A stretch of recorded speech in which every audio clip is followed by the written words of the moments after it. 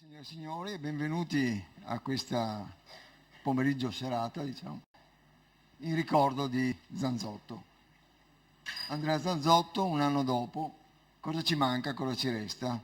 Io saluto innanzitutto la signora Zanzotto, che è qui presente, il figlio del professor Giovanni Zanzotto, e poi qui al tavolo dei relatori che interverranno sull'argomento.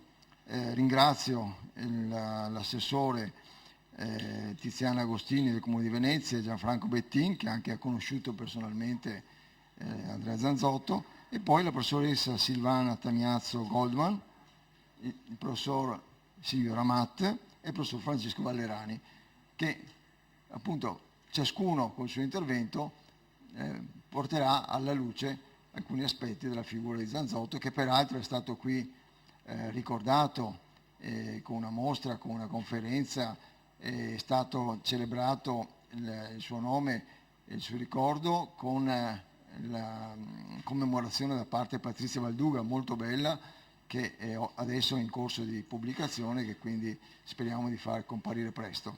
E poi ci sarà una lettura da parte di Giovanni Scabia. Si chiama? No, Scabia, scusate, purtroppo io non nomi non, che leggerà alcune poesie di Zanzotto. Quindi auguro a tutti una serata interessante e piacevole e do la parola al professor Ramat, che è membro dell'Istituto Veneto, socio dell'Istituto Veneto, che rappresenta un po' l'istituto e quindi farà da chairman. Grazie.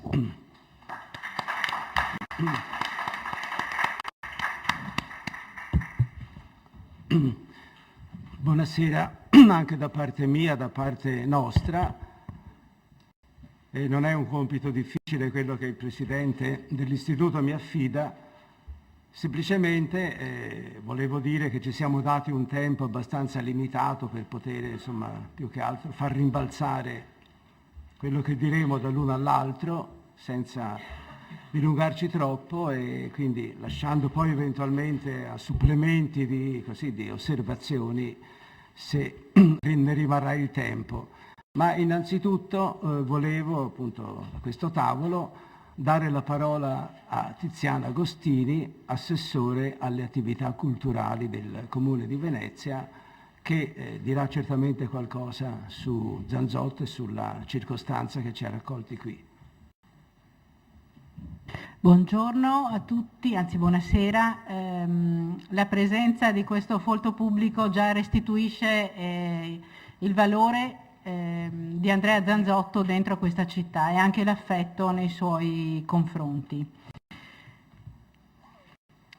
Un grazie all'Istituto Veneto di Scienze e Lettere d'Arti, che ha pensato di chiamare a raccolta la città e i suoi studiosi, valenti interpreti del cammino letterario e umano di Andrea Zanzotto, per ricordarlo per quello che ci ha lasciato e per quello di cui siamo privi.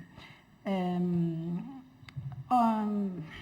appena approdata in libreria, permettetemi l'autocitazione, un'antologia che mi è stata commissionata sulla letteratura di Venezia degli ultimi 150 anni. Ho dovuto compiere una selezione tra gli scrittori che hanno scritto e hanno raccontato di questa città. Una persona di questi scelti siede alla mia destra, che è Gianfranco Bettin. Però, dovendo scegliere un esergo appropriato per restituire l'idea più forte di Venezia, che sta dentro al mito ma sta dentro anche alla quotidianità, sta nel racconto letterario ma sta anche nelle vicende umane di ciascuno di noi, non ho potuto fare a meno di scegliere Andrea Zanzotto. Cioè, se c'è un interprete che più di tutti nel Novecento ha saputo leggere questa città e restituirla grazie anche alle occasioni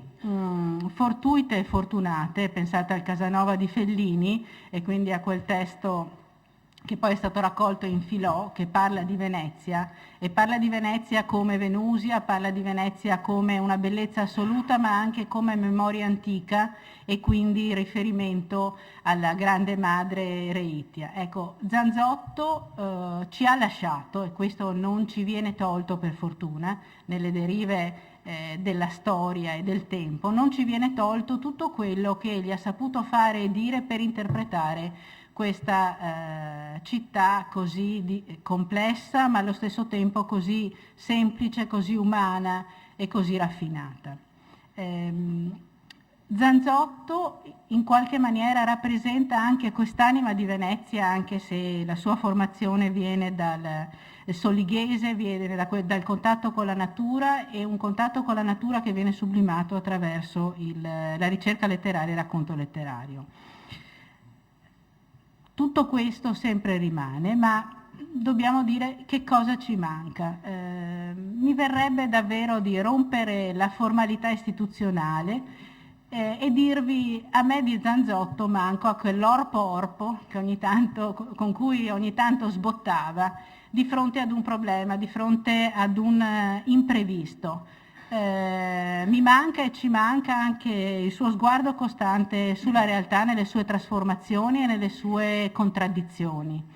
Ricordo di una lunga telefonata quando la Telecom allora aveva aumentato il prezzo delle telefonate, e mi disse: ma vedi Tiziana, devi fare qualcosa, perché noi anziani abbiamo bisogno di parlare molto, di tenerci in contatto, e quando le forze ci vengono meno ci rimangono le parole e il filo del telefono. Ecco, di Zanzotto credo ci manchi questo sguardo semplice come il Petelle che gli aveva recuperato, come questo linguaggio nativo, con cui noi rappresentiamo anche le complessità del nostro tempo.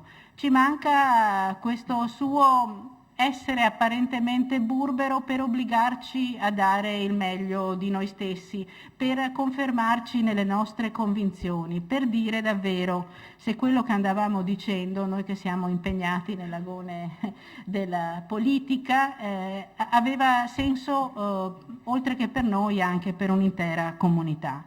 Di Zanzotto ci manca questa costante capacità di interpretare il divenire della realtà adesso che non c'è più e che magari ci mancano le parole per dirlo, perché egli ci ha saputo restituire, appunto, dare, cesellare nella sua semplicità, che è sintomo di una raffinatezza assoluta, una chiave di discorso e una chiave di lettura, mettendo insieme anche tutte le ingiustizie che in questo Veneto sono state patite, che sono in primo luogo ingiustizie culturali, la rimozione di una lingua che era una lingua madre che non si poteva pronunciare, e quindi ritrovare questa lingua attraverso una ricerca raffinata estrema, ma anche attraverso il racconto dei mestieri semplici, mestieri mirabili che tutti noi abbiamo letto, studiato e ammirato. E poi il fascino della parola, il fascino del mito, che ritorna appunto a Venezia e che ritorna con la lingua di Venezia, che è questo miscela di parole che egli coniò per rendere questo grande omaggio a questa regina, a questo mistero che attraverso le sue parole noi possiamo continuare a coltivare, a scoprire e a riscoprire, con tutte le suggestioni che passano poi attraverso la musica, passano attraverso l'interpretazione critica e passano anche attraverso una militanza politica, nel senso di guardare al nostro territorio come una comunità della quale noi dobbiamo render conto e alla quale apparteniamo, ma a cui dobbiamo appartenere in modo alto e consapevole. Ecco, questo ci ha lasciato Andrea Zanzotto e questo ci manca di Andrea Zanzotto, e quindi in suo nome ci pare necessario davvero continuare a pensare alle parole come una forma di salvezza, di salvazione, perché le parole trascendono il tempo e la storia e rimangono,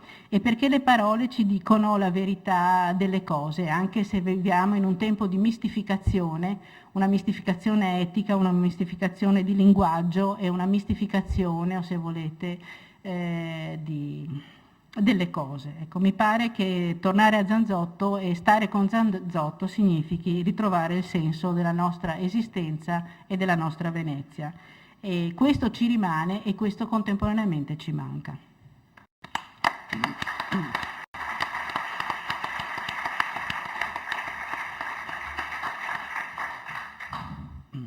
grazie a Tiziana Agostini per questo intervento per nulla istituzionale, dove già il semplice e il complesso della figura di Zanzotto sono stati delineati.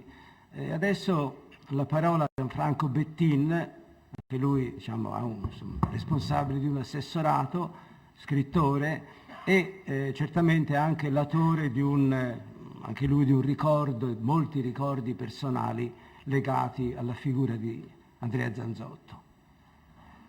Sì, poche parole perché credo ascolteremo molto volentieri Silvana Tamiozzo Goldman, Francesco Vallerani e Silvio Ramato, e credo, senza far torto a voi, ancor più volentieri le parole di Andrea Zanzotto, che verranno interpretate e lette da Giuliano Scabbia, appunto, che è un straordinario interprete ma un poeta egli stesso, quindi mette qualcosa di più.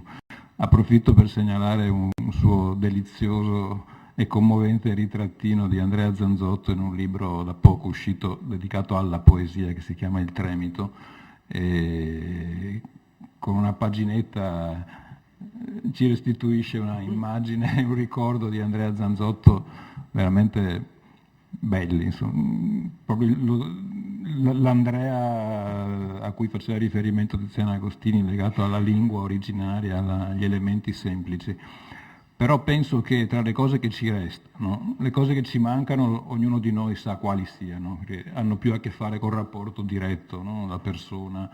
Direi che pubblicamente ci manca anche il suo coraggio, la sua voce pubblica, no? Puntuale per quanto poteva, specialmente negli ultimi anni, un po' più indebolito, no?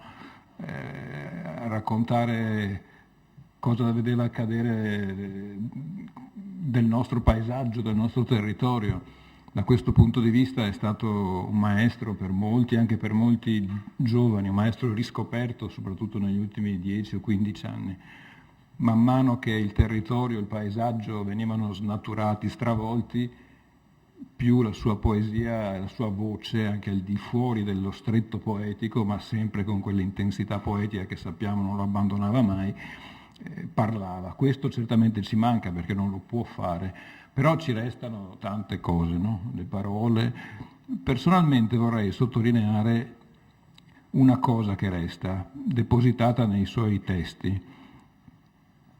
Certamente in quelli poetici, il cui valore è soprattutto il valore poetico, cioè qualcosa che sfugge a ogni inquadramento in un certo modo.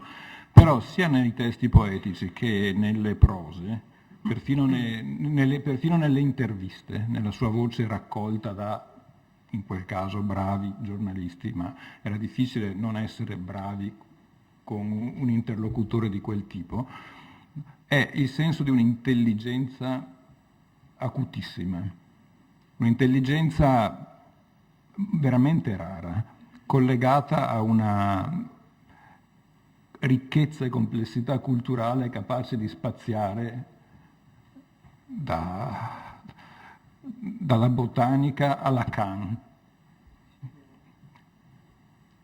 capace di lavorare sulle parole della tradizione, della classicità, ma anche sui nuovi gerghi, sui gerghi specialistici e sugli slang man mano che si formavano, no? Attraverso un esercizio costante di autoformazione, di esplorazione dei campi nuovi, con una lezione straordinaria di che cosa è oggi, non solo un poeta ma un intellettuale, cosa dovrebbe essere. Ecco, questo ci resta e ci manca contemporaneamente perché ce ne vorrebbero di più figure di questo tipo e la presenza di figure di questo tipo è formativa, il contatto diretto è molto formativo. Per fortuna è formativo anche il contatto con il lavoro e da questo punto di vista la sua opera così vasta, infine, anche se non accatastata, diciamo, era molto selettivo con se stesso, no? E quindi quello che ci resta di pubblicato, che non è poco per fortuna, è molto lavorato, è molto autorizzato a girare pubblicamente dall'autore medesimo e quindi questo ci aiuta molto. Solo una cosa, l'ultimissima. Siamo a Venezia, sappiamo il legame che Andrea Zanzotto ha avuto con Venezia,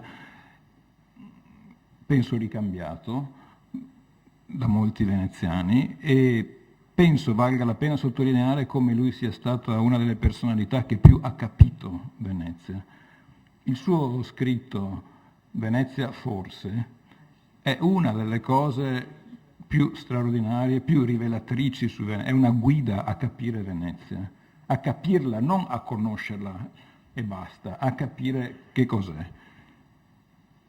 C'è il senso della straordinarietà geografica, c'è il senso della complessità culturale, c'è il fatto che noi siamo insieme primordiali e scientifici, no? Noi veneziani d'adozione o d'origine, insomma noi che ci ritroviamo in Venezia, no? Come qua tutto sia matematico e primordiale insieme, come il governo della città debba stare attento alle maree e agli elementi, alle stelle, per dire, no? Al loro influsso vero, non come negli astrologi, al loro influsso vero, no? Attraverso l'esercizio sulle maree, no? E anche però alle fognature, no? Questo doppio registro costante. Nei testi per il Casanova di Fellini, nel recitativo veneziano, a un certo punto, lo citava prima Tiziana, dice, chiama Venezia vera figura, vera natura, cioè vero prodotto artificiale dell'immaginazione, del calcolo, no? e vero elemento primordiale, insomma, no? Ecco, quello scritto, anche altri, anche quello sul Carnevale è straordinario, c'è un passaggio che da solo illumina la Venezia post caduta, la Venezia fino a quella di oggi, dove dice questi veneziani quella classe dirigente aveva capito che non ce n'era più nel confronto con i nuovi colossi statuali europei, no? E che non poteva più reinventarsi su quel piano là, che non aveva le dimensioni, le risorse. Allora si è reinventata fuori dalla storia e pensa che il carnevale moderno abbia questa origine, no? Ipotizza questo. In realtà è tutta la costruzione del mito di Venezia nella modernità che risponde a questa necessità di chiamarsi fuori dalla storia, o meglio di stare dentro, con una nuova potenza nella storia che nasce da un collocarsi fuori, da un altrove. Bisogna collocarla sempre altrove per capirla, dice Zanzotto una riga dopo che ci ha detto che è precisamente collocata geograficamente alla fine del mare Adriatico e, come precisa lui, sulla faglia, cosa che molti dimenticano, cioè la precisione scientifica delle coordinate in cui lui colloca il proprio discorso è straordinaria ed è una lezione in sé. Perfino quando si ha la grande capacità di inventare suggestioni, di produrre suggestioni e di inventare parole, bisogna comunque collocarle su un terreno solido, come la liquida Venezia è in realtà collocata su un terreno solido. Prima di essere quella specie di visione incantevole, i nostri progenitori hanno dovuto perfino inventare la terra dove collocarla. A quel punto può scattare il sortileggio, ma c'è sotto una cosa molto solida, no? Andrea Zanzotto ha capito tutto questo, ce l'ha restituito con parole esatte e di straordinaria bellezza. Quindi ci resta moltissimo, ci manca naturalmente moltissimo e penso che siamo qua un anno dopo anche per dircelo e scambiarci le memorie più personali che anche solo reincontrandoci ci vengono in mente. Quindi è già un incontro bello per questo, poi i contributi faranno il resto. Grazie.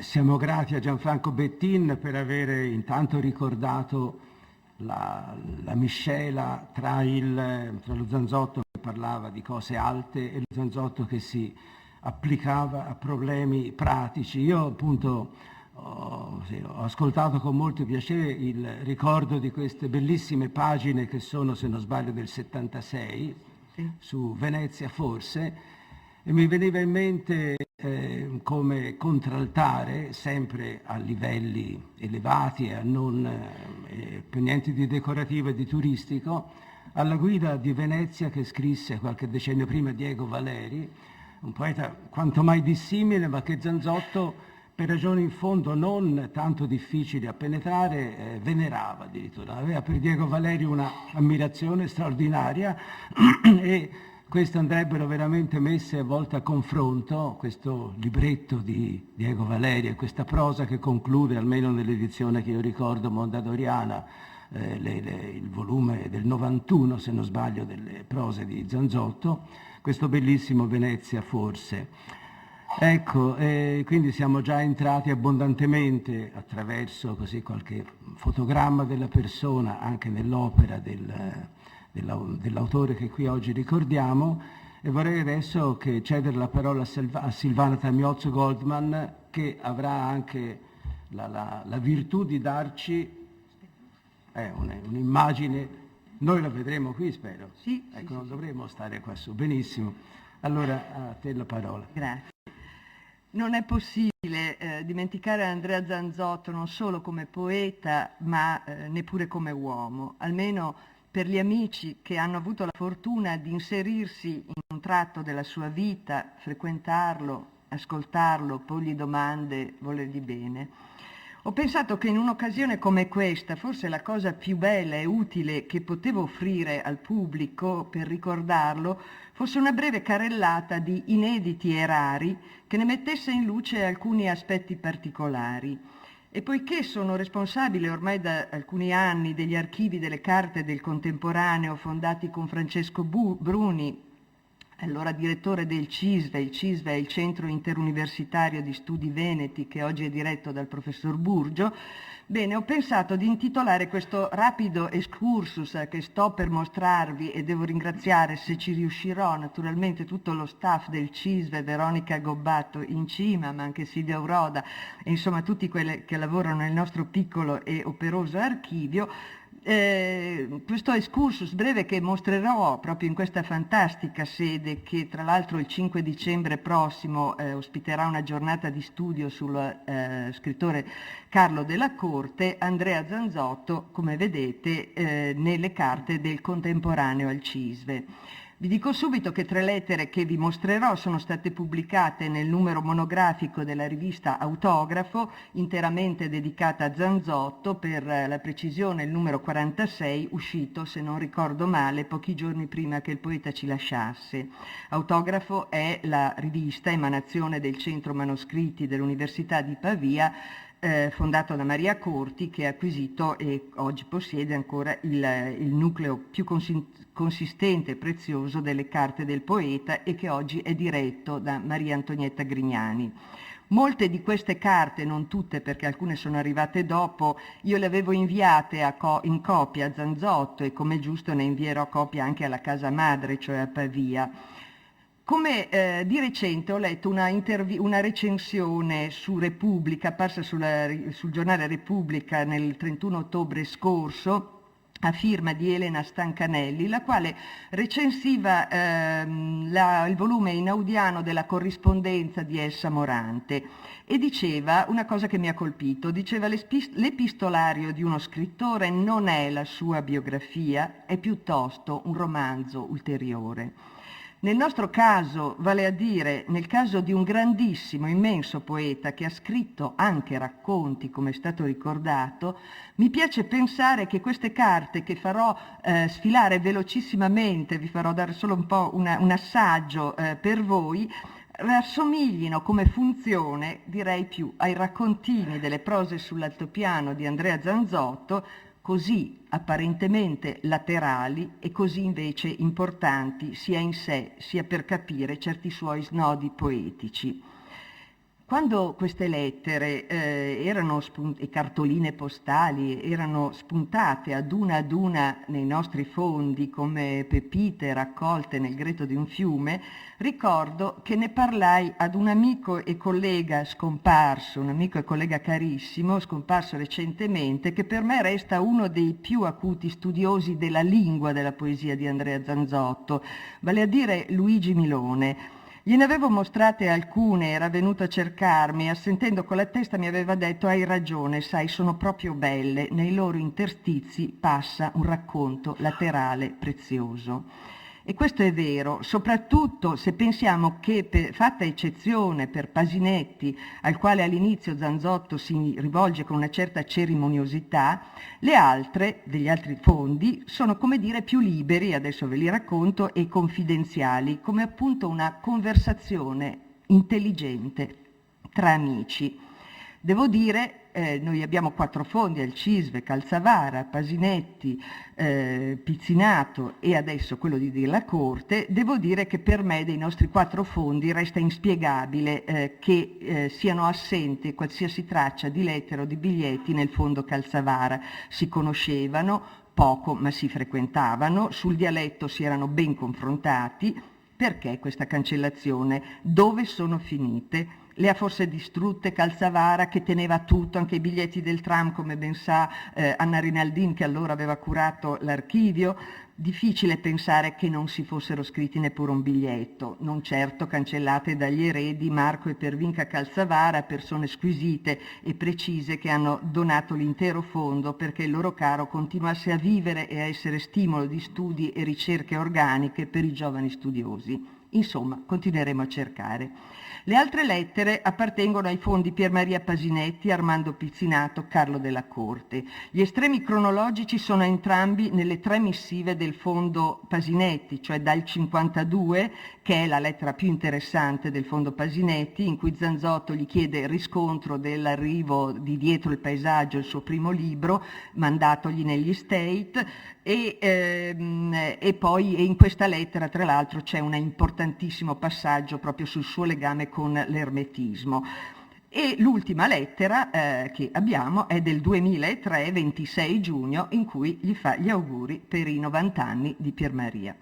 Il nucleo più cospicuo, vi dico subito, è quello del fondo della Corte, 20 lettere, comprendendone anche, se ne comprendiamo anche quella di Vittorio Sereni, che gli viene mandata in copia da Zanzotto, spedita il 17 luglio del 72, con un'annata forte, il 1962, 10 lettere, dove il tormentoso iter delle 9 egloghe è ben rappresentato e si intreccia con l'uscita presso l'editore Sugar della raccolta di racconti fantascientifici di Carlo Della Corte intitolato Pulsatilla Sexuata, a cui Zanzotto dedica in una impegnata lettera il 18 giugno una vera e propria recensione non priva di rilievi anche critici, ribaditi e approfonditi in una lettera successiva del 20, per poi tuttavia complimentarsi il 23 novembre dello stesso anno dell'uscita, complimentarsi in modo festoso dell'uscita del libro.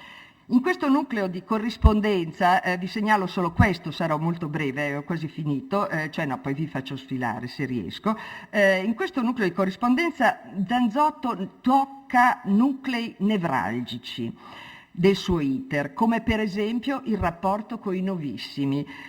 Questo nella lettera, la lettera del 12 aprile del 61 la possiamo considerare un antefatto della sua famosa recensione, quella apparsa l'anno dopo su Comunità, contro appunto i novissimi, contro Sanguinetti, contro Giuliani, eccetera, eccetera. Questa recensione che poi confluirà nel secondo volume di saggi di Andrea Zanzotto, Aure, e quello del 94, Aure e disincanti nel Novecento letterario, in cui Zanzotto prendeva in quella recensione le distanze da questo gruppo. Alcuni di voi ricorderanno quel memorabile passaggio in cui lui in fondo controbatte un po' l'arroganza dei novissimi, pur riconoscendogli molte qualità, in cui dice: questi possono anche credere che intorno a loro non ci siano veri uomini, ma non pensano che oggi è difficile persino essere veri spettri. Ma lì dentro c'è tantissimo, c'è Vittorio Sereni, Alfredo Giuliani, Sanguinetti, Diego Valeri nel 75esimo del suo compleanno, Raboni, Baldacci, ma poi ancora i racconti sull'altopiano, Galateo in Bosco, Idioma, le insofferenze per i ritardi con la Mondadori, le inadempienze della Mondadori ben espliciti nelle lettere con Carlo Della Corte, più attenuati e sfumati ovviamente con Sereni.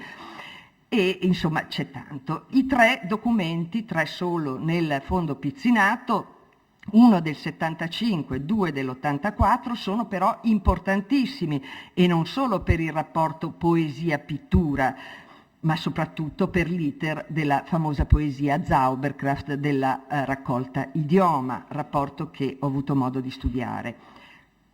Che dirvi, diversa la natura delle amicizie con questi 3 interlocutori, anche di famiglia. Pier Maria Pasinetti vuol dire anche proprio geograficamente un posto vicino, Refrontolo, vuol dire le sorelle Balboni, vuol dire la storia della famiglia Ciardi, vuol dire Francesco Pasinetti. Armando Pizzinato, sono appena usciti gli atti del bellissimo convegno del CISVE dedicatogli per il suo centenario della nascita nel 2010. Pizzinato è l'altrettanto grande, a mio avviso, avversario di Vedova, e questo cosa vuol dire? Vuol dire un pezzo della storia artistica veneziana e internazionale. E giro, visto che c'è l'assessora Agostini, giro la proposta, insomma, anche alla sua sensibilità che tutti le riconoscono. Sarebbe bello ci fosse una targa fuori dalla sua casa alla Salute, ci ha vissuto più di 50 anni, ha dipinto i quadri suoi più famosi, riposa anche lui a San Michele, a pochi passi tra l'altro da Vedova. I veneziani, e non solo loro, dovrebbero ricordarlo e dire che di cose ne sono uscite molte. C'è stato un recente libro di De Crescenzo, c'è una mostra che ci sarà in febbraio a Pordenone.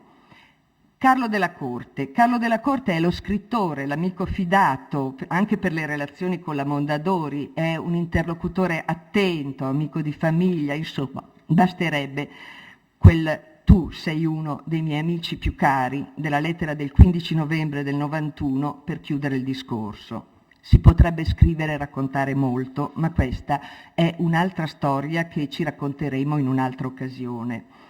L'ultima osservazione brevissima la vorrei fare riguardo alla moglie Marisa, così presente in questi documenti. Irresistibile, le ho chiesto il permesso di citarli, 2 passaggi nelle lettere della Corte del 15 febbraio e del 6 giugno del 62 sulla sua facilità, sulla sua naturalità a partorire, i suoi parti scorrevolissimi, e lo dice con grandissima ammirazione, additati a Carlo Della Corte con augurio per la moglie che avrebbe dato alla luce in settembre il figlio Paolo.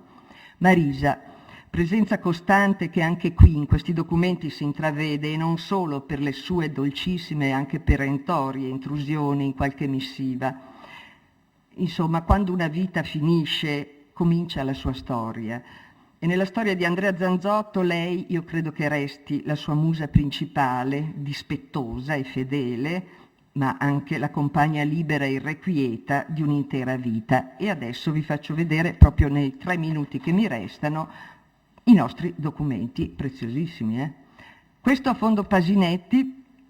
Eccola qua, questa è la lettera del 31 gennaio del 52, sicuramente importantissima la parte che riguarda il suo legame con l'ermetismo, col quale alcuni dice si vorrebbe una definitiva rottura. Io non vedo però sinceramente condizioni storiche, culturali e spirituali che giustifichino questa pretesa, e dice sì, si può rompere, ma bisogna farlo per gradi. La seconda, da Pieve di Soligo, sempre, qua è nominato Galateo in Bosco, e racconta, e gli piacciono moltissimi i fantasmi femminili, naturalmente firmatesi Manu Vestra, che Pasinetti gli mette nelle sue lettere. Eccola qua, a te giustamente, ecco la Marisa che interviene, sono gli auguri per i 90 anni di Pier Maria Pasinetti, e la Marisa che aggiunge: ho goduto le pagine che lui aveva mandato per Emma Ciardi, e gli saluta tutti, soprattutto la Lola. Fondo Pizzinato, eccoli qua, sonetti inediti, attenzione, questo è bellissimo, del 75, Zanzotto dice a Pizzinato: ho degli inediti, sonetti abbastanza imprevedibili, proprio quest'anno inizia la stesura dei sonetti, vi ricordo, che comporranno la sezione dell'ipersonetto di Galateo in Bosco. Eccolo qua. Caro Armando, eccoci a Zauberkraft, la poesia che Zanzotto gli unisce e poi vedrete alla fine la riproduzione. Dice: vedi, io mi fido dei tuoi colori, questa stesura un po' diversa, fai pure, dice, puoi scegliere delle parti e anche collocare le strofe qua e là, oppure lasciando insieme puoi tagliare, mi fido dei tuoi colori, gli dice. Eccola qua, quello che ne viene fuori. Questa è veramente insomma è tra le cose più interessanti del suo rapporto con Pizzinato.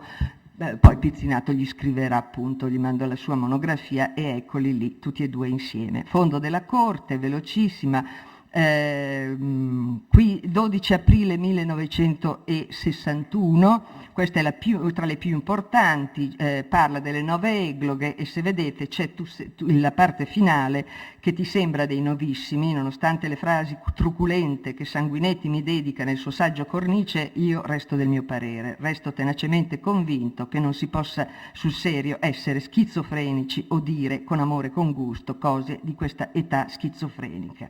E poi gli invita a presentare in regola le cartelle cliniche loro. Ecco qua la prossima, sempre con le 9 iter del mio lavoro presso Mondadori sulle 9 egloghe. Ti sarei grato, dirà in fondo, se saprai darmi qualche informazione. Eccoci qua, siamo al 5 febbraio del 62, i festeggiamenti per Valeri che compie 75 anni. E poi anche il riferimento alle domande intervista che usciranno sul mensile Il Tornasole, propaganda Mondadori, che uscirà poi nell'aprile del 62. Gli auguri alla moglie, eccole qua, di Della Corte, se guardate il finale, che dice Marisa, spero che tu faccia come lei, che tua moglie faccia come lei. Marisa non si è accorta di nulla, poi bisognerà vedere se conferma. E poi ancora, dove sono? 15, se sempre 62, il 15 marzo, qua polemiche con la Mondadori, tanto che addirittura pensa di far uscire le prose sull'altopiano, che non usciranno comunque per Mondadori, per l'editore Sugar. Poi manoscritta, questa qua, anche vabbè, sempre lei interessante, ma più interessante ancora, tutta la serie qua dove comincia a parlare e a discutere con Della Corte del libro che Della Corte sta scrivendo, e anche qua c'è sempre lo scorrevolissimo parto, dice: ti auguro che sia scorrevolissimo come quelli di mia moglie.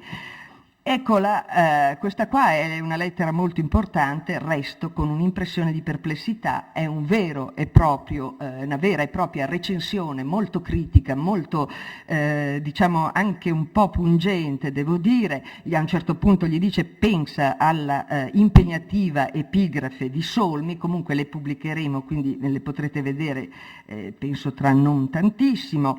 Sai che il mio libro, poi ce l'ha ancora con Mondadori, non è ancora arrivato né a Padova né a Venezia, cose che non sembrano vere. Sempre sul libro della Corte, ti pare il caso, insomma, sei proprio sicuro di pubblicarlo. 17 invece luglio del 60. Ah no, questa qua è quella a Vittorio Sereni, sì, 17 luglio del 62, copia di lettera che Zanzotto invia a Della Corte, lettera di che Zanzotto aveva scritto a Vittorio Sereni, lamentandosi tra l'altro del difetto della distribuzione dei libri, però cita anche la rivista Questo ed Altro, un mare magnum, un impegno enorme, cita il caffè, eccetera. Eccolo qua il nostro Andrea quando dice che, questa qua è un'altra, che non ho segnato, qua dice: io languo con la pressione a 90 di pressione e non faccio letteralmente nulla, questo è tutto lui, vorrei inviarti il dattilo scritto del mio nuovo libro. Nella successiva cita Bandini e quella che vi avevo già citato, caro Carlo, sulle grida del Palazzo d'inverno. È un libro che ritengo tra i tuoi migliori, se non il migliore. Altra intrusione di Marisa, la vedete nello scritto in rosso, che fa fotocopie per gli amici e gli dice bravo. E poi invece qua nella prossima viene citato il figlio Giovanni, proprio dice chiederò a mio figlio per il supporto scientifico. È una sì, poi c'è ecco, questa invece è un'occasione molto triste, è morto suo fratello Ettore Zanzotto il 16 e viene scritta, notate bene, che gliela manda con anche proprio sotto segnalato il tristissimo evento. E infine, questa è l'ultima, è la penultima, e tu sei uno dei miei più cari amici. Vedete, sono il compleanno della corte, gli fa gli auguri e lui gli dice guarda, gli auguri non è che mi piacciono tanto, però dice è bello sentirsi intorno gli amici e tu sei uno dei miei amici più cari. Richiesta di un articolo, la facciamo ecco, e poi finisce, ahimè, con gli editori che dice sono tutti così. Grazie.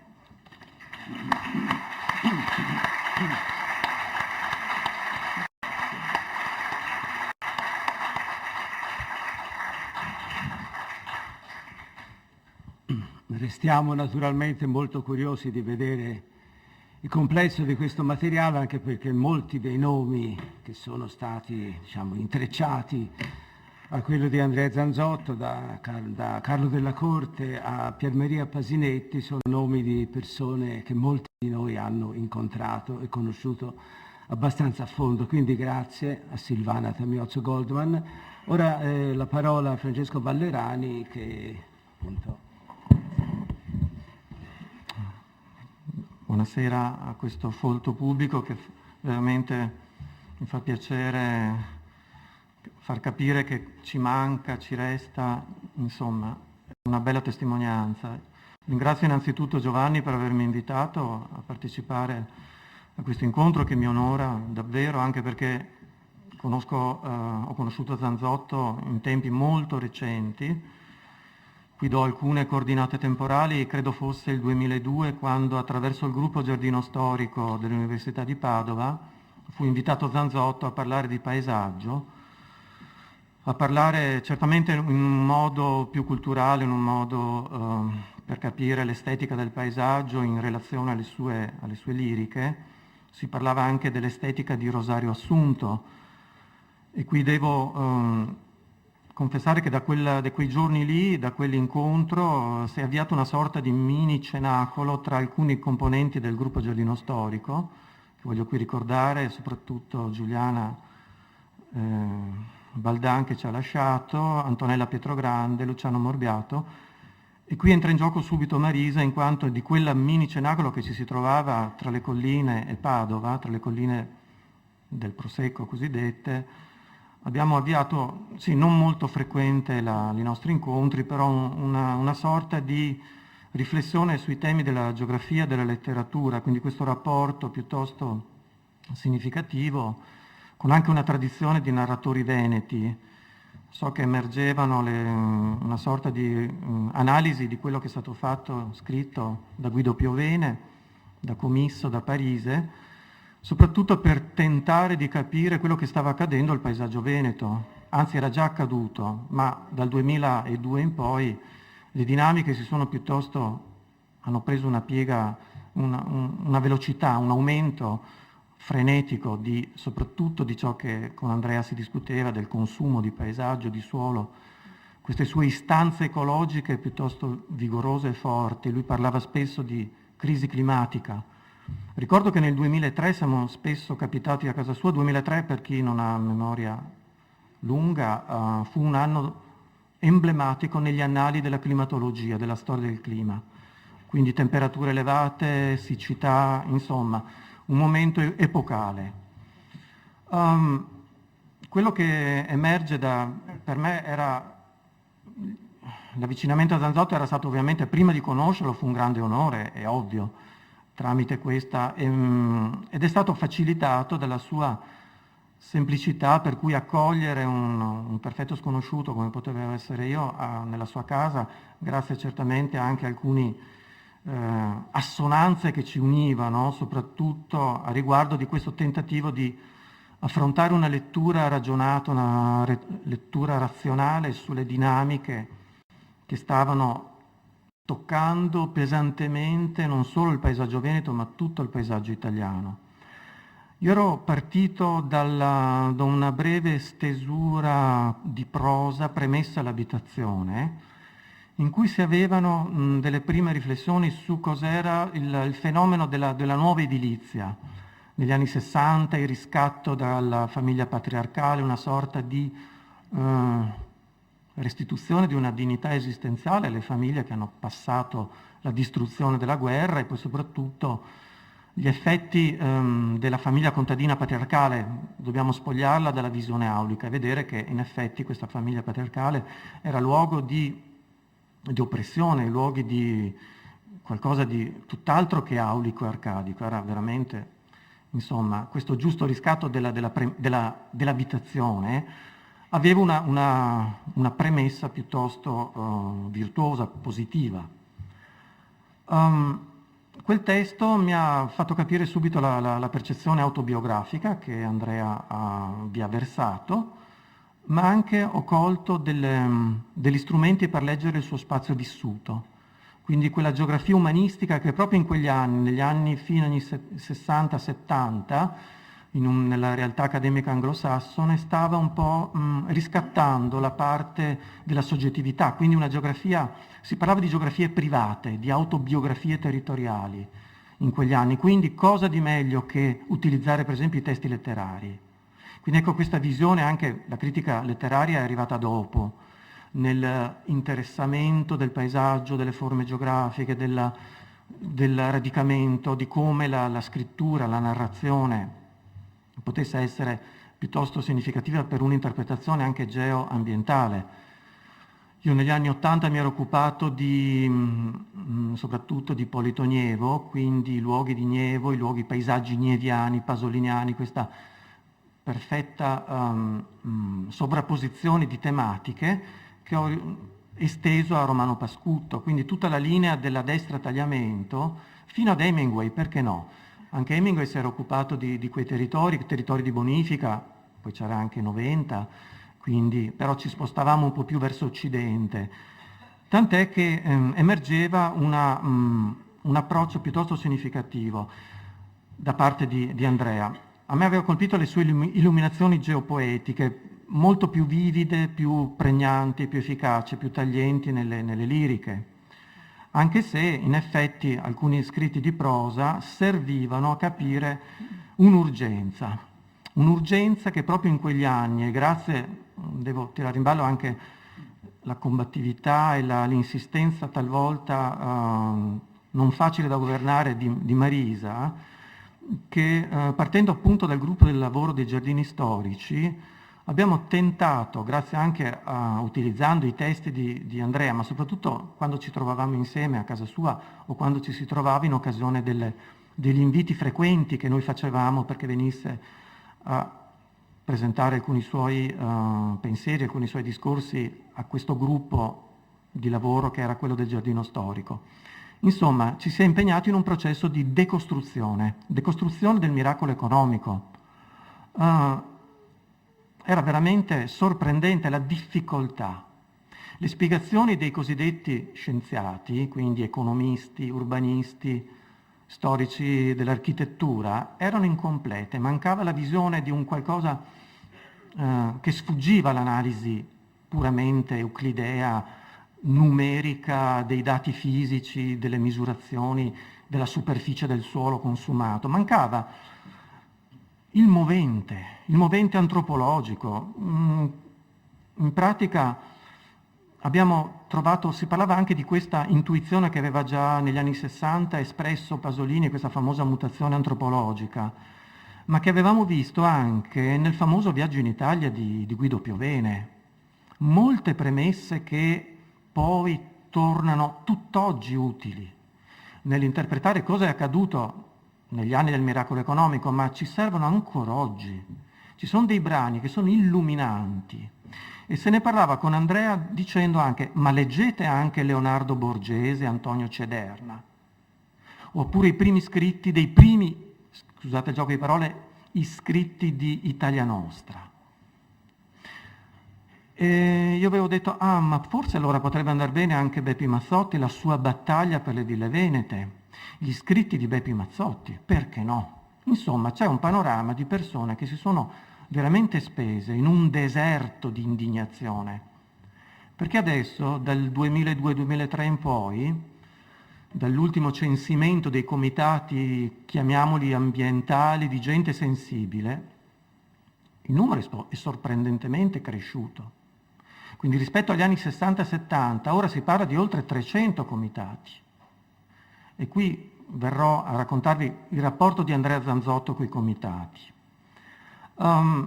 Un'altra persona, un altro studioso, un altro scrittore anzi, che ci ha aiutato nel decostruire il miracolo economico, è stata quel romanzetto breve di Italo Calvino, La speculazione edilizia, che è stato un antesignano per decostruire, capire quello che è successo, ad esempio, esattamente un anno fa a Genova, con l'alluvione, alle Cinque Terre.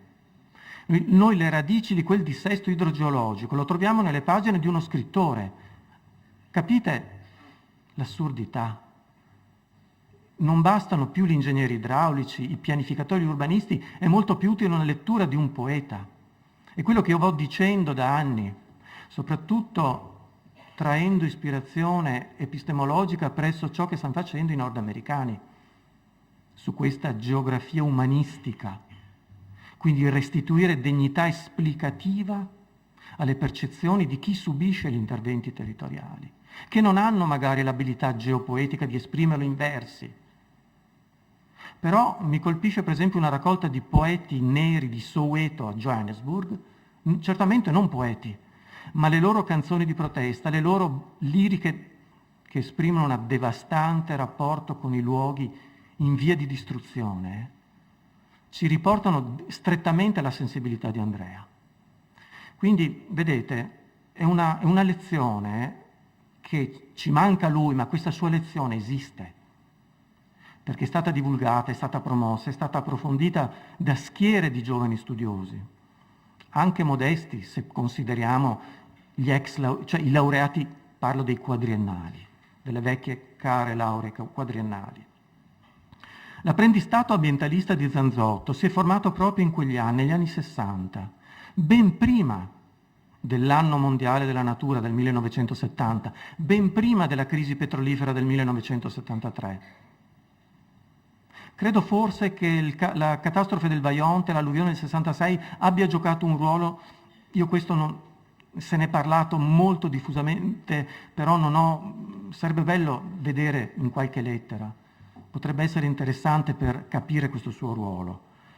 Ecco, è stato un narratore, una persona che ha elaborato i concetti che Edgar Morin ha elaborato in seguito, parlando di consapevolezza e coscienza ecologica.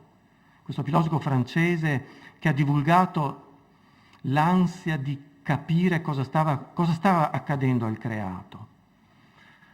E veniamo alla mia esperienza personale. Nel 2003 ho organizzato un convegno a Sernaglia della Battaglia, perché nel quartiere del Piave, perché sapevo che Andrea avrebbe potuto raggiungerci facilmente. Erano già gli anni che quando telefonavo, su 20 minuti di telefonata, 15 erano di lamentele, di problemi fisici, però dopo si scioglieva, partiva il suo racconto e la sua, non dico forza aggressiva, ma di fermezza di denuncia. Per cui partecipò volentieri a quel convegno. Ecco, si parlava di amore per il paesaggio, quindi le sue liriche ne parlano diffusamente. Si parlava anche di cannibali di paesaggio. Aveva coniato gli Arimanni, un'assonanza con un ben noto responsabile politico dell'area. Si parlava dei portatori di moralità implicita, coloro i quali non hanno voce, gli animali. Ricordo con affetto il suo gatto, gli alberi, l'acqua, l'aria. Esprimeva dunque una forte e radicata biofilia. Non si poteva insomma assistere indifferenti allo scempio. Ecco allora che lui, ma più che lui sì, anche Marisa ci spinse a raccogliere e trasformare gli atti di quel convegno in un libro, il famoso Grigio oltre le siepi, che ebbe poi delle vicende anche, come dire, giudiziarie piuttosto non ancora concluse, e ricordo la grande, profonda, vivida solidarietà di Marisa Andrea. Ecco, non ci sentivamo soli, è la prima volta che uno deve comparire, valicare le aule dei tribunali, quindi è evidente che fu un'esperienza, e io sono grato di questo. Ma al di là di tutto ciò, lo slancio combattivo, perché poi la sacralità del paesaggio aveva bisogno di difensori. Io ricordo queste micro battaglie che Andrea si impegnò. Pensate solo a San Giacomo di Veglia, pensate al prato famoso di Pieve di Soligo, queste battaglie che, ahimè, in parte vinte, ma se adesso io invito tutti voi, se avete tempo, ad andare a vedere cosa sta accadendo vicino alla casa del poeta.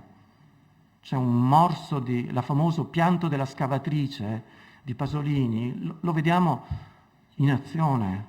Ecco, questo credo sia un oltraggio finale, una cosa pazzesca. Questa, per me personalmente, quando ho visto per la prima volta lo sbancamento, mi viene in mente quello che disse Andrea, si parlava del coefficiente di rispetto, è un termine urbanistico, lui trasformò coefficiente di dispetto, come lo sterminio, i campi di sterminio e lo sterminio dei campi. Ecco, tutto questo noi dei comitati potevamo avvalerci di una, possiamo dirlo, di una benedizione morale, di un'iniezione per ricucire l'anima di chi si batte per il bene comune. Andrea l'aveva capito tutto ciò, quindi una sua parola, una sua telefonata, andarlo a trovare, anche fino al 2009, fino al 2010, aveva l'energia per dire continuate, tanto che nel 2007 ci fu un convegno a Susegana in cui tentammo di unire Asor Rosa con Andrea. Ci fu una mitica, Marisa si ricorda, quella telefonata che è stata anche registrata, perché fu il primo tentativo di creare un sistema di comitati. Andrea disse dobbiamo fare rete. Ci si trovò nel 2007, fu a Padova, in cui avemmo l'adesione anche di Mario Rigoni Stern e di Luigi Meneghello. Nacque Paesaggi Veneti SOS, un primo tentativo di coordinamento di comitati che ancora sopravvive. Ebbe questa benedizione.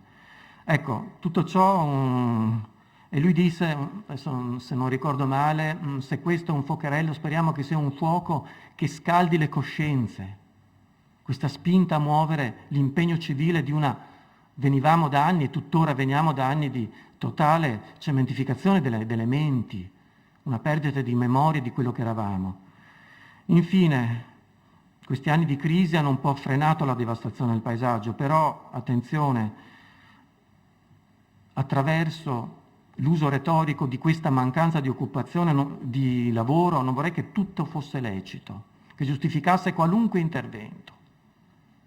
C'è bisogno di vigilare attentamente, ci sono le altre economie, ci sono altri modi di produrre posti di lavoro, per esempio il restauro ambientale. Potremmo trovare decine e decine, centinaia di posti di lavoro nel recupero del paesaggio, muovendo denari, facendo crescere il PIL, questa divinità occulta a cui ci inchiniamo, no? Con le parole chiave, crescita, sviluppo. Infine, tutto questo nuovo lavoro non potrebbe che migliorare il paesaggio, salvarlo, e qui cito, salvarlo e salvarne l'anima e quella di chi l'abita. Grazie.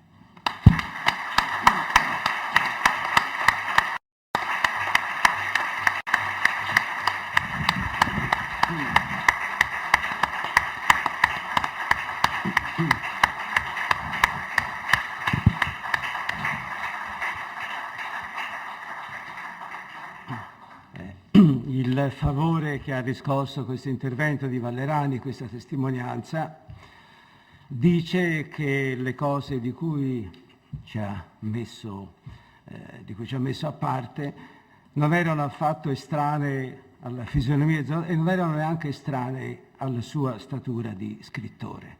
Facevano parte, con tante altre cose, dell'opera di Andrea Zanzotto, della quale finalmente dovrei dire qualche cosa io, che non mi sono, per così dire, preparato per la bisogna. Fino a pochi giorni fa non sapevo neanche di dover parlare, e sarebbe facile frugare nella memoria, perché, come dicevo giusto un mese fa a Praglia, in un incontro sempre sulla figura di Zanzotto, sono, credo senza nessun dubbio, quello che lo conosce, che l'ha conosciuto prima. Non ricordo esattamente quando, direi nel 63, quindi probabilmente sono il più antico da questo punto di vista.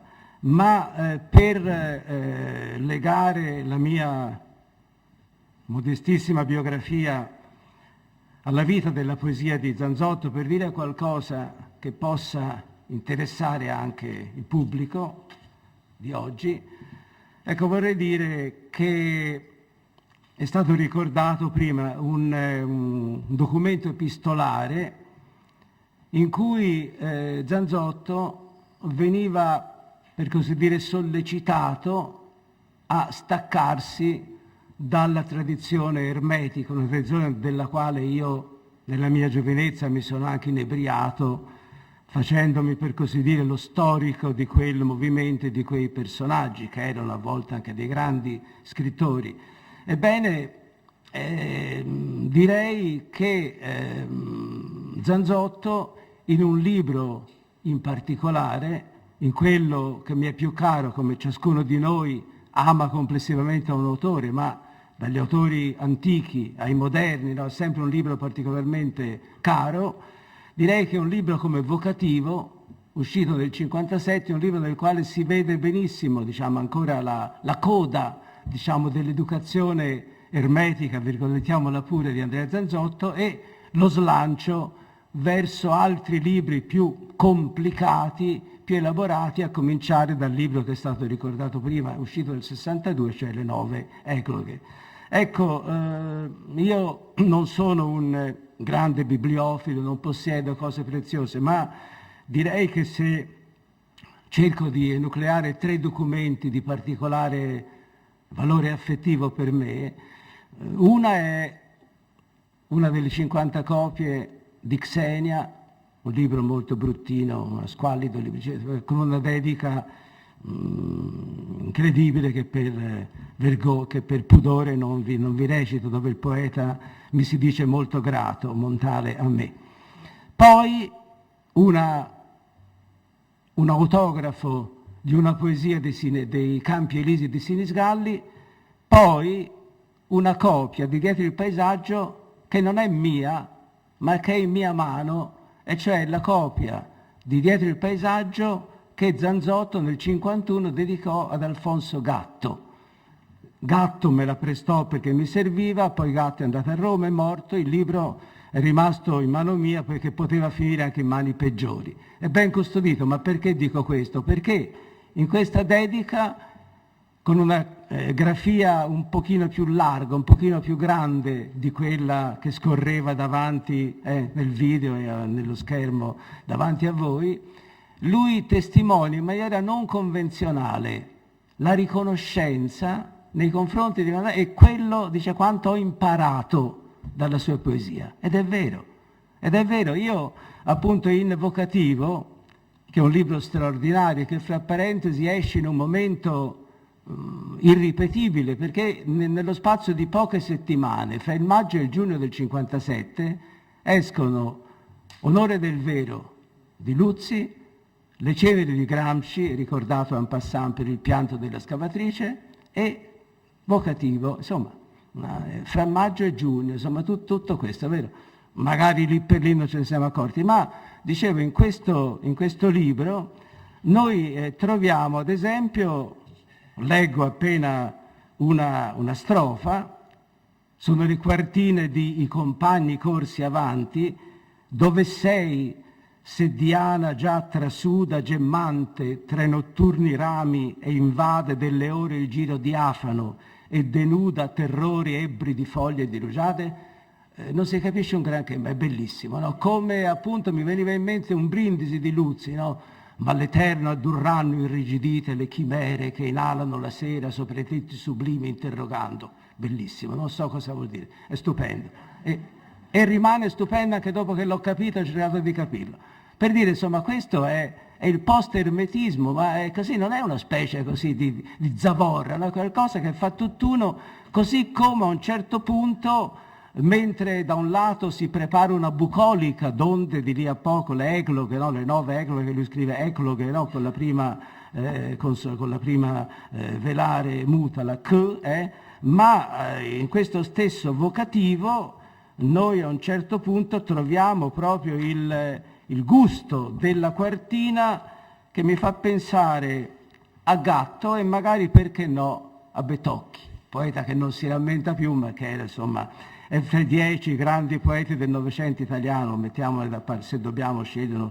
Sentite qua, giallo si fa di deboli ali, pallido duole all'alba il clacson, lieve di profilo va il sole, o amore avventurato nei cieli in sogno, vivi, vivi per me, sul lato immortale dei clivi, eccetera. Queste quartine in settenari, a rima in questo caso alternata, rima alternata, insomma, sono tutti segni di questa educazione che poi naturalmente si muove, che va oltre tutti questi traguardi e insomma che fa di questo libro un libro di congedo, per così dire, storico, necessariamente storico, dalla grande tradizione degli anni 30 e 40, e un avamposto, diciamo, verso una di quelle espressioni che appunto fra le poche, ormai è stato detto, non l'ho certo detto io per primo, delle poche di avanguardia che veramente abbiamo, dove appunto nel momento in cui è difficile anche essere veri spettri, insomma qua perlomeno se ci sono spettri sono effettivamente veri. Insomma, questo è appunto Zanzotto, e così un piccolo ricordo scherzoso. Io ho tante lettere e cartoline di Zanzotto dai primi anni 60 e una cartolina invece scritta da Marisa Zanzotto che non conoscevo, primi mesi del 64, in cui per la prima volta mi dice che suo marito non verrà a Roma, dove era stata programmata un'iniziativa, diciamo, noi facevamo i poeti della destra anti-sinistra, neoavanguardia, insomma, eravamo molto deboli, insomma, eravamo un gruppettino, no? Con poche forze, e lei, a nome di suo marito, mi dice che lui non sta bene, e quindi allora certamente in quel momento, ma allora io ho capito che era la prima di una lunga serie di lettere nelle quali si accusavano malesseri e altre cose, d'altronde non hanno impedito al poeta di vivere così a lungo. Cosa ci manca, cosa ci resta? Certamente mancano tante cose. Io per esempio mi è capitato, a proposito così di memorie che lo coinvolgono, di essere con lui in una giuria messa sempre insieme dal nostro indimenticabile amico Bino Rebellato, il premio Cittadella, che Bino, per quanto un maggiorente dal punto di vista della notorietà cittadellese, però non riusciva mai a generare soldi abbastanza per...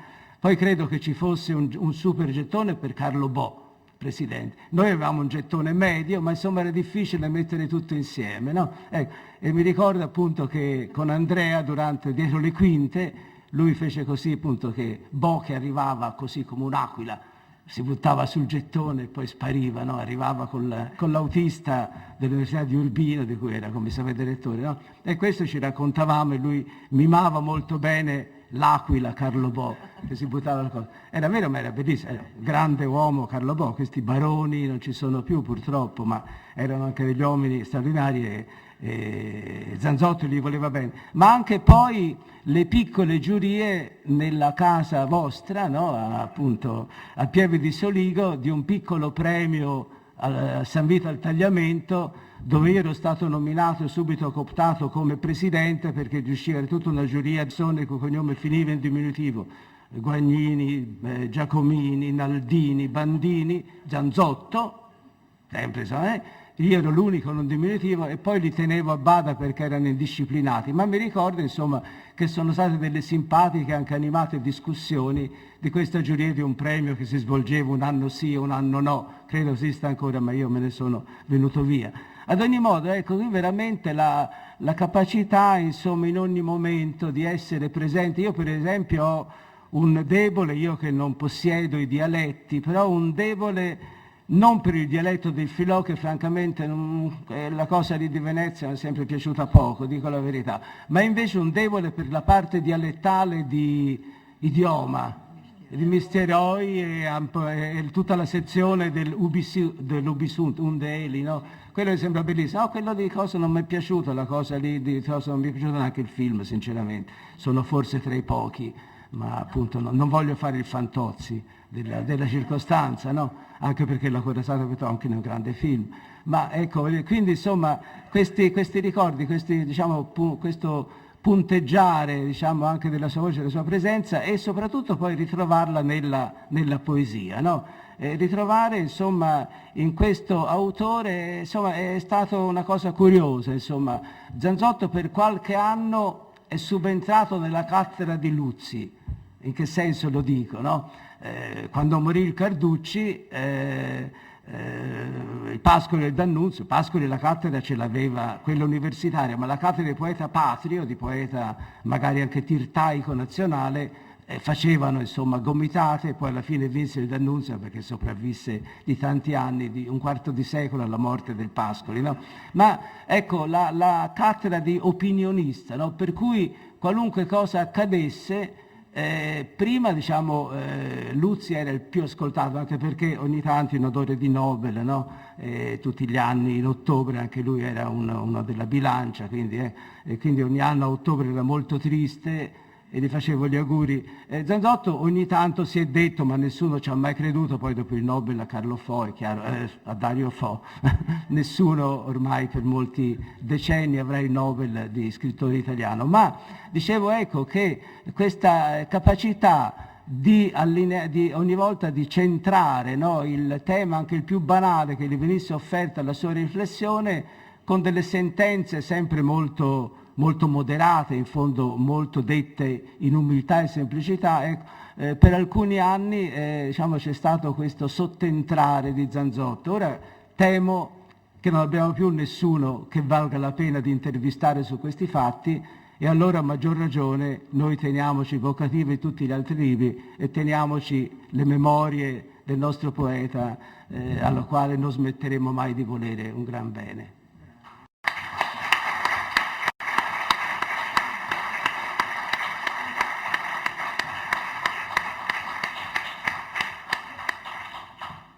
Ora credo che la cosa più bella, più attesa, sia quella, vedo che venendo qua Giuliano Scabbia, di sentire questa antologia, suppongo.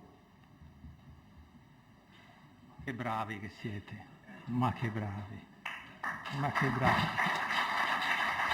Però ci vorrebbe una pausa, che si alzassero in piedi un momento, non so, una pausa di 1 minuto. Piedi perché fa? No, ah, per il poeta? No, non vogliono. Non scappino. La stazione fra un'ora. Ma quando si parla di uno, a me sembra che quell'uno sia lì presente, no? Nei discorsi, un po' come a teatro che si chiama uno, Amleto, compare, è vivo lì. E quindi stasera Andrea sarà vivo nell'aria del discorso, no? Lo so, l'ho visto, l'ho segnato, e ho visto che lei arriva. Allora mi piaceva anche dirgli, caro Andrea, senti, io ti voglio far sentire delle voci di tuoi amici, più che anche la tua, sì, ma una voce che è stato poi il tuo maestro con cui ti sei laureato, la Calle del Vento di Diego Valeri. E le prendo queste poesie, 3 o 4, da un libro che ha curato Gianfranco Bettin insieme con Marisa. Un po' ci hai messo le dita anche tu. Verso, poesia, sono i poeti veneti che hanno parlato a Framestre e Venezia. Ecco, bravi siete stati, sì. E di Andrea c'è una pagina, oltre che è presente anche lui, dedicata a Vanni Scheiwiller, che era appena morto, no? Calle del Vento. Qui c'è sempre un poco di vento, a tutte le ore di ogni stagione, un soffio almeno, un respiro. Qui da tanti anni sto io, ci vivo, e giorno dopo giorno scrivo il mio nome sul vento. Era bravo Valeri, eh? Io quando ero al liceo andavo a sentirlo, marinavo la scuola all'università.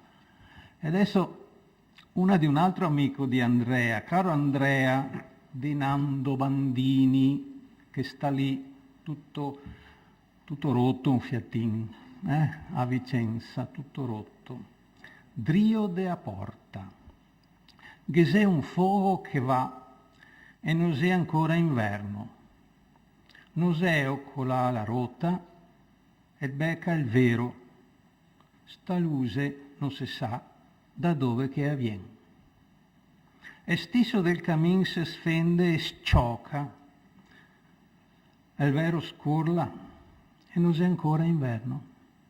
Il campaneo suona, un passo muoio, il tacca a fare le scae e ha paura se un nome che non avevamo dito. Ma il rebomba e va su fin al soffitto, muovendo una scarpia, sbrindea e morta. Drio de a porta se ga fermana a man, che non è di nessun. E poi volevo tirar fuori, se la trovo, questa donna che era amica di Andrea, te la conoscevi ben, vero? Luisa Zille.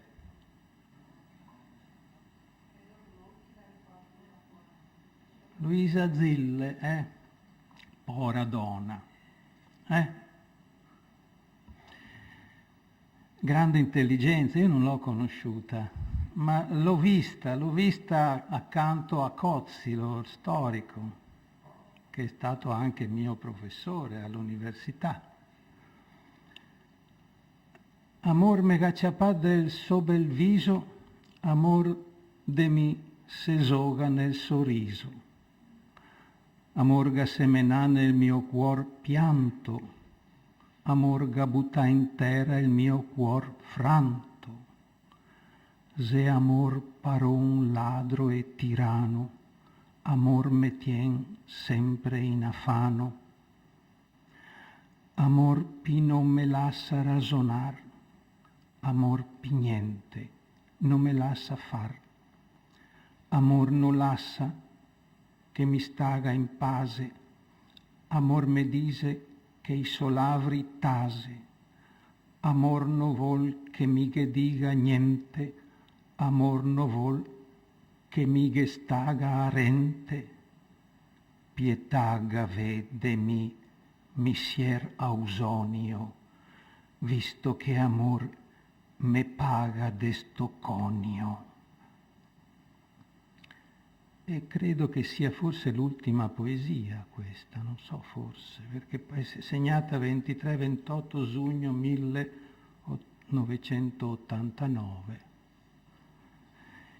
E dopo ne sarebbe anche un'altra, caro Andrea, che mi piaceria leggerti,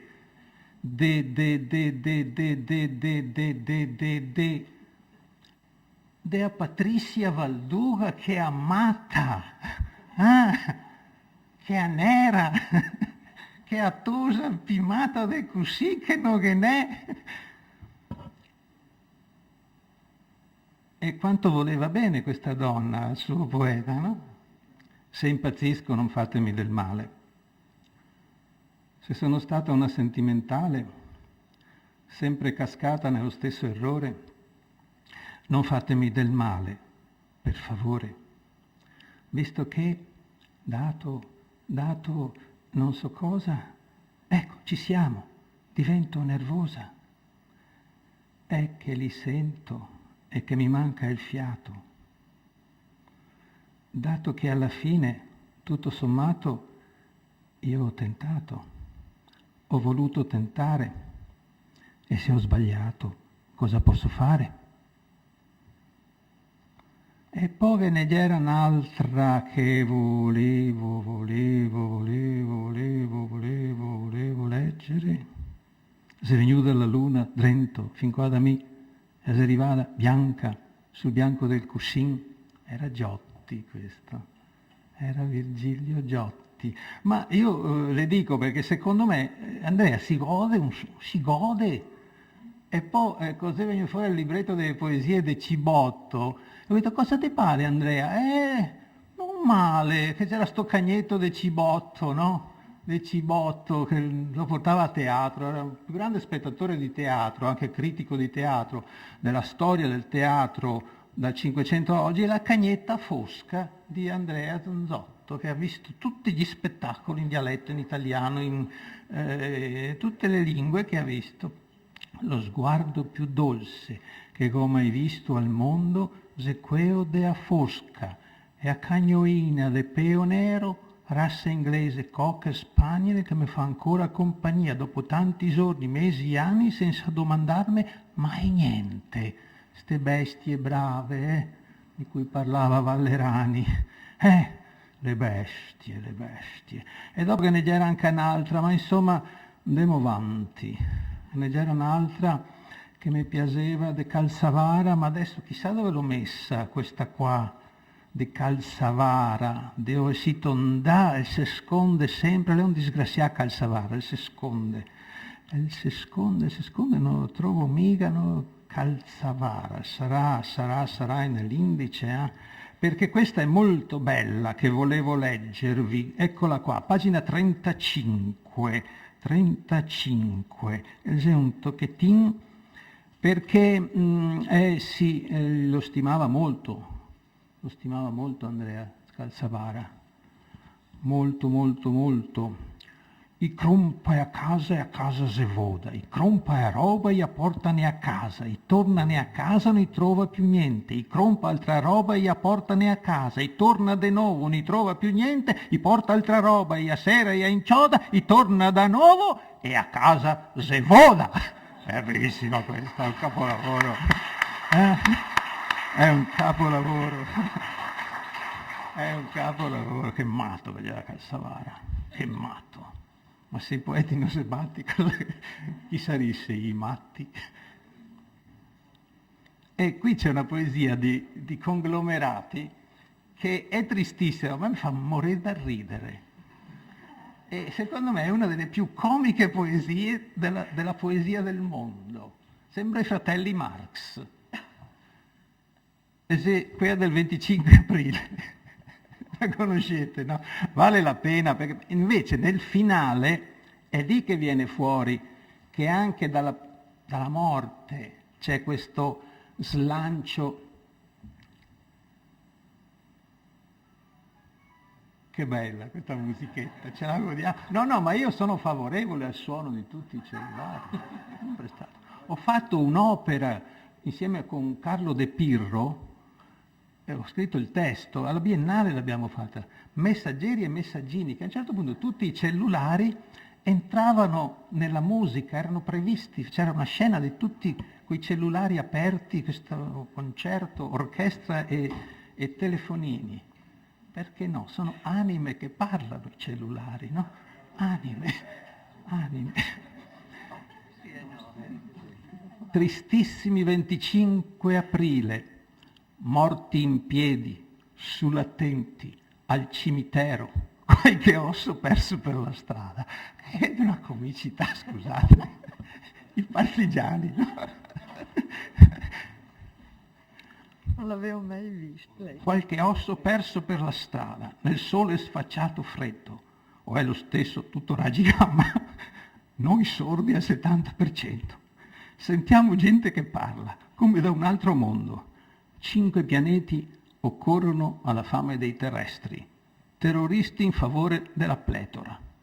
Ma il re degli scemi governa, ma il re degli ipocriti da 100 anni siede avvitato al seggio degli idiotitani sulla strada del muro. La stoltezza che circola si palpa come un vento. I vecchi partigiani si perdono coi loro Alzheimer. Grandioso, grandioso. E i vecchi ex internati nei loro post-ictus. Tutto è perso o sotto malocchio. Al gatto Utino hanno spezzato la coda. Nulla so del filmato sulle ceneri già lontane del ragazzo Turra massacrato in Colombia. Non parlatemi più, ma nelle immondizie troverò tracce del sublime, buone per tutte le rime. Bravo, bravissimo!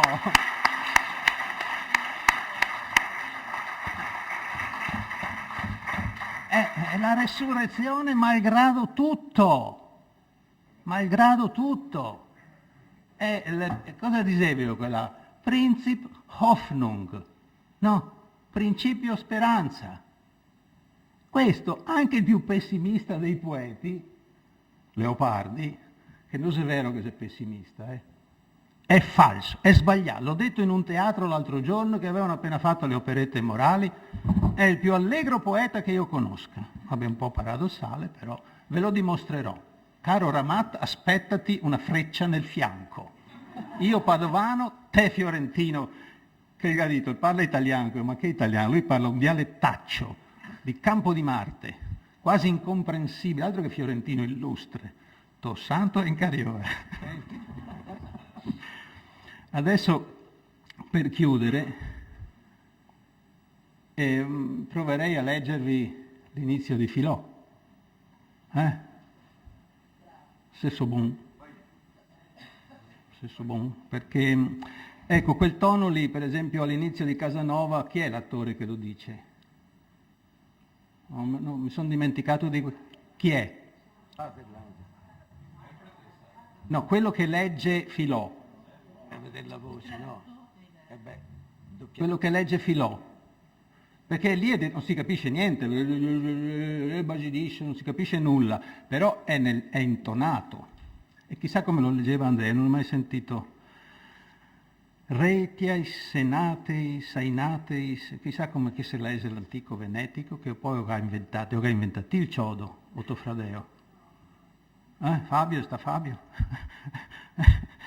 Allora, a Reitia, sanatrice, tessitrice.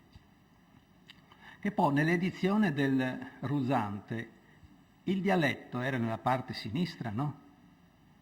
Però hai visto che parlando in ciccara, no? Un moschetto, ciccara, come dite voi italianisti, in ciccara, e moschetto, parlando insomma in alto, il mio editore in Audi l'ha messo prima l'italiano e dopo nella pagina accanto il dialetto, quasi fosse una traduzione. Invece è l'italiano una traduzione del Torino non è mica il Pavano.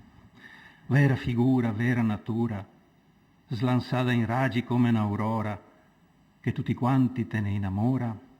To fiase il vento, siroco o bora, che sveglia sgrisoi de vita eterna, signora d'oro che ne governa. Ah, Venezia! Ah, regina!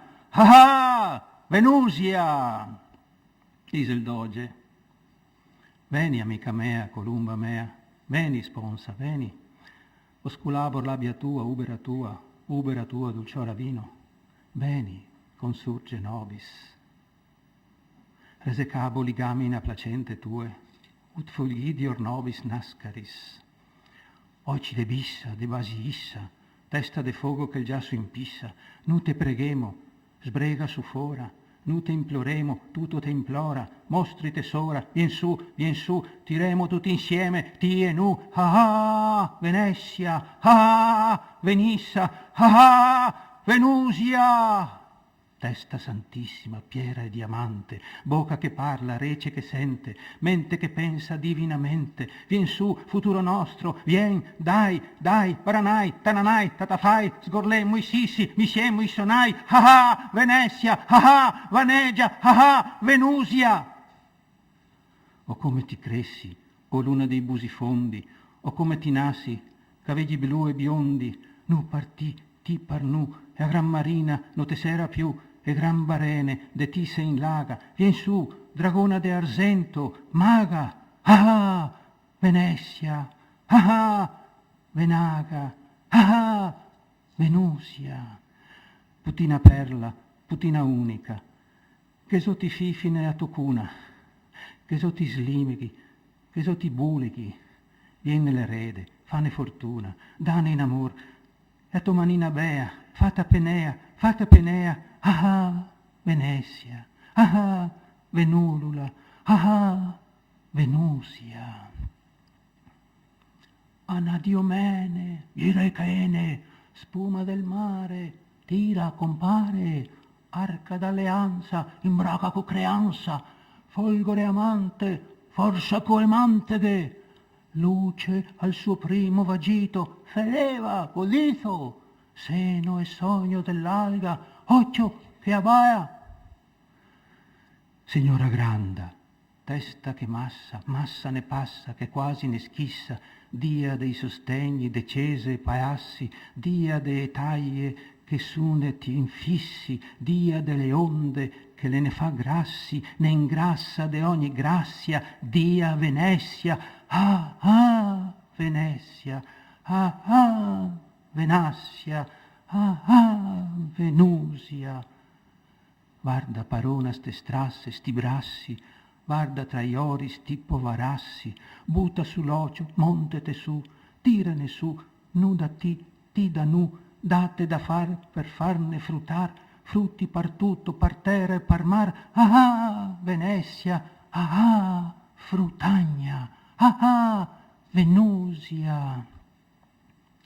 Mettege i feri, mettege i pai, buttege in goia, il vin a boccai, in coconea de bon e de meglio, e as imbriagona, e as magnona, ma chissà dopo, cosa che a ne dona, ah, Venezia, ah, Venaia, ah, Venusia. Toco de banda, toco de gnocca, squinsia e barona che a nune tocca, pa sposa e mare, gnora e comare, sorea e nona, fioa e madonna, onzete, smoete, sbrindo e in su, nu partì, ti par nu, ah, Venezia, ah, Venoca, ah, Venusia. Ma cosa zelo che so te striga, ma cosa zelo che so te intriga, mona ciavona, cuea cagona, baba cataba, vecchia spussona, nu te ordinemo in suora e in laor, che su ti sbocci a chi te satur, ah, Venezia, ah, Strussia, ah, Venusia. Ah, la se impeto è sempre di più, la ne casca via da esate, fuori dal piatto, sta testa maledetta, sta redò desamata, la ne sbandona zo in tel palù, tutto se scoia, non vese più.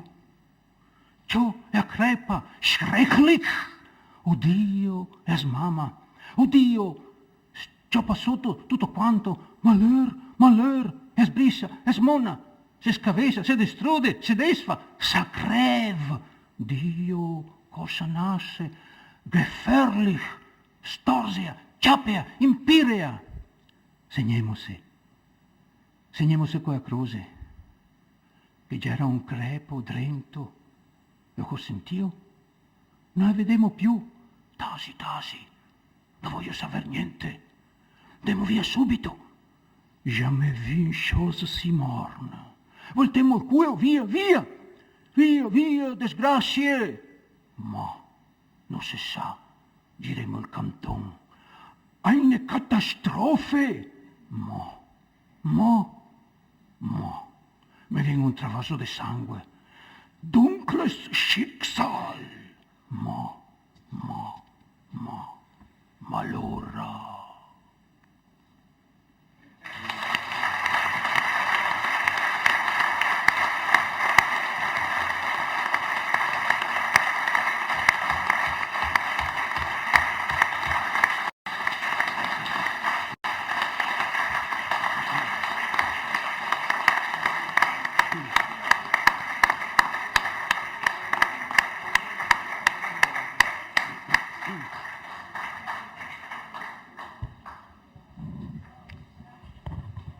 Beh, non so se il nostro Presidente vuole aggiungere, no? Allora, grazie a tutti voi e arrivederci.